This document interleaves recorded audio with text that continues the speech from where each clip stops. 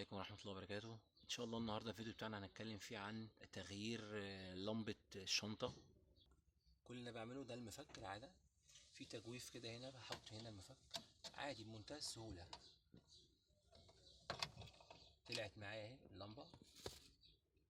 العلبة دي متثبتة جوه اهي، ليها هنا كليبس اهو.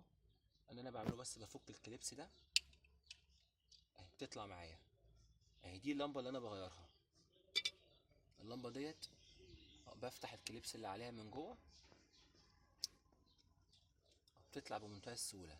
هي دي اللمبة بغيرها، بجيب زيها، باخدها معايا واروح للكهربائي بيديني واحدة زيها وبرجعها بنفس الطريقة.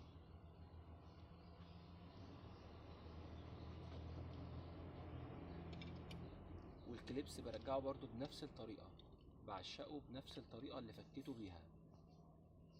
واخلي بالي عشان خاطر مفيش حاجة في الكليبس تتكسر مني. بقيتها تاني زي ما فكيتها.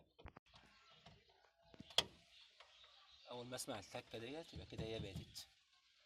هنروح ننورها دلوقتي من العربية نشوف الدنيا ايه.